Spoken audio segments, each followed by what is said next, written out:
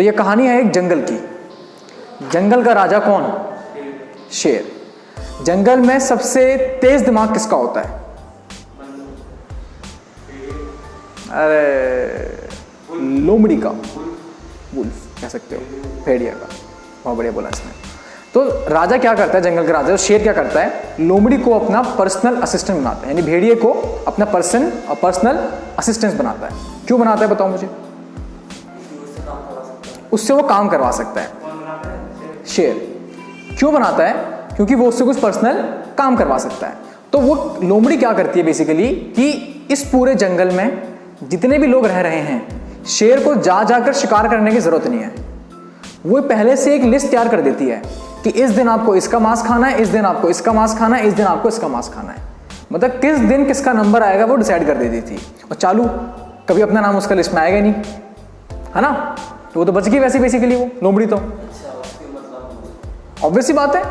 तो ये गेम खेला उसने लोमड़ी ने भी। और राजा को क्या प्रॉब्लम थी? शेर को, शेर खुश, रोज खाने को मिल रहा है फ्री फंड में, कहीं मुझे जाना नहीं पड़ रहा बेसिकली। बट एक दिन एक इंसान ने आके चुगली कर दी। चुगली ये करी कि उसने बोला कि राजा तुम एक बात सोचो, शेर से बोला उसने, कि जिस लोमड़ी का तुमने आज तक गोश्त नहीं खाया, तुम उसका एक बार गोश्त खा लो। तो क्यों खा लो? तो इसीलिए खा लो, सोचो जिसका इतना तेज दिमाग है उसका गोश्त खा के तुम्हारा दिमाग कितना तेज हो जाएगा, तो तुम्हें किसी लोमड़ी की जरूरत ही नहीं पड़ेगी। वो बोलता भाई साहब बात तो सही है। तो वो लोमड़ी को इन्फॉर्म नहीं करता इस बारे में और डिसाइड करता है कि आज के दिन भाई साहब मैं लोमड़ी को भी खाऊंगा, उसके घर में 2 छोटे छोटे बच्चे हैं उनका भी गोश्त खाऊंगा। ऐसा वो डिसाइड करता है, ठीक है।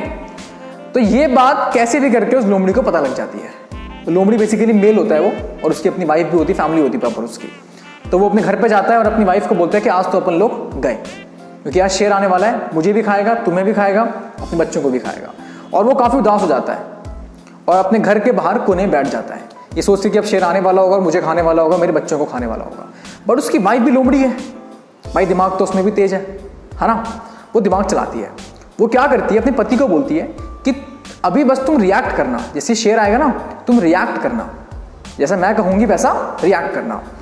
तो जैसे ही शेर आता है उनके बिल्कुल दरवाजे के पास पहुँचता है, अंदर से वो क्या करती है लोमड़ी, अपने बच्चों को मारना शुरू करती है, बहुत तेज मारती है। तो बाहर से वो लोमड़ी बोलती है, जो मेल होता है उसका फादर होते हैं बच्चों के, वो बोलते हैं कि क्या कर रखा है, चिल्ला क्यों रहे हैं बच्चे इतना।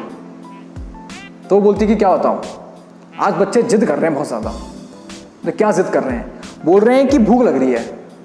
तो बोलते खाना खिलाओ भाई, भूख लग रही है। तो बोलता इनकी जिद है कि आज तो हमें शेर का मांस खाना है, ये इनकी जिद है।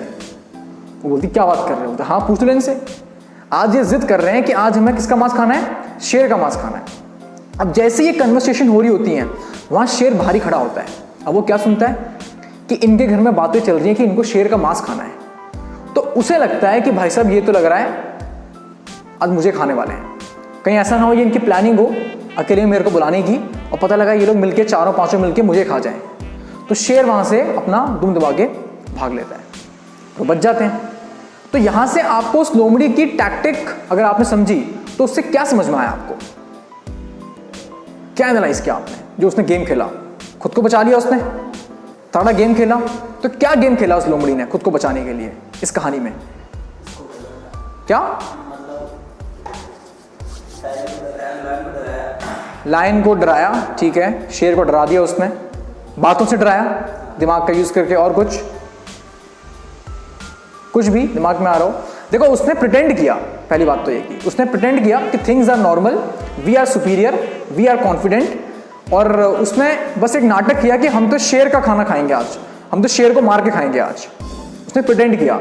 तो कई कबार ऐसा आपको लाइफ में होगा कि आपको प्रिटेंड करना होगा, भले कोई चीज़ आपको आती है कि नहीं आती। आपको एग्जाम्पल देता हूँ, आप लोगों ने मूवी देखी होगी धमाल, नहीं देखी धमाल मूवी? चलो बहुत पुरानी सी मूवी हो चुकी है। धमाल का कोई तीसरा पार्ट आया था, तो उस पार्ट में क्या था, हालांकि बोरिंग सी मूवी थी, उस पार्ट में क्या होता है, रितेश देशमुख को किसी जगह पे जाना होता है with the use of a helicopter, उसको हेलीकॉप्टर चाहिए होता है, ठीक है। हाँ, तो वो किसी हेलीपैड पे जाते हैं और वहाँ की जो ड्राइवर होता है वो जॉनी लीवर होता है, उसको बोलता है कि भाई मुझे ये हेलीकॉप्टर चाहिए और मुझे जाना है। तो वो बोलता है कि ये हेलीकॉप्टर नहीं आ सकता। तो क्यों? इसकी पीछे वाली पंखड़ी खराब है। तो बोलता है चेंज करो, पंखड़ी चेंज कर दो इसकी।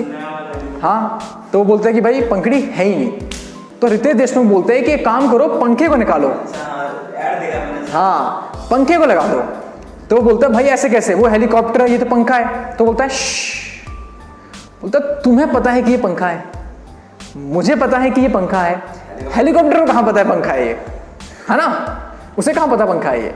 तो वो मूवी है, वो पंखा लगा देते हैं, चलते हैं, हेलीकॉप्टर ऊपर जाता है और फिर हल्का सा उसका बैलेंस खराब होता है और उसकी पंखड़ी टूटने लगती है, खराब होने लगती हैं।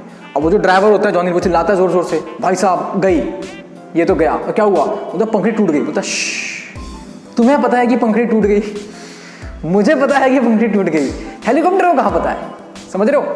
तो इसमें वो क्या बताने की कोशिश कर रहा है कि प्रिटेंड करो। कई बार लाइफ में ऐसा होगा कि आपके सामने आपकी अपॉर्चुनिटी होगी, आपके सामने आपको वो चीज़ नहीं आती होगी, बट आपको प्रिटेंड करना पड़ेगा कि हाँ भाई हम कर लेंगे, आता है हमें, कभी कभी करना पड़ता है लाइफ में आगे बढ़ने के लिए। तो ये कुछ स्मॉल टैक्टिक्स हैं जो आपको लाइफ में आगे बढ़ने के लिए काम आएंगे।